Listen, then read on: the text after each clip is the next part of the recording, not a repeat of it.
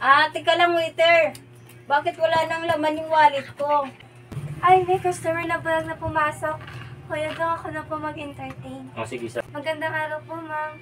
Welcome sa restaurant namin. Miss, order ako ng one rice. Salamat sa pag-asikaso mo sa katulad kong bulag. Uy, Say, nakita ko yung ginawa mo sa customer natin Kinuha mo yung wallet.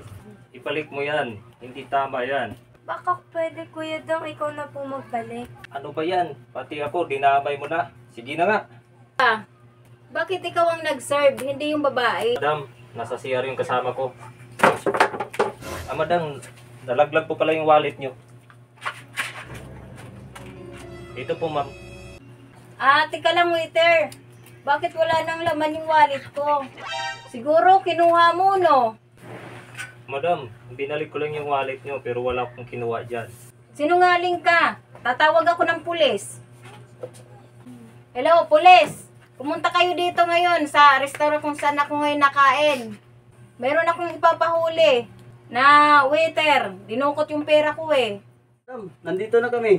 Sino ba yung huliin namin? Yung waitress. Ha? Bakit ako?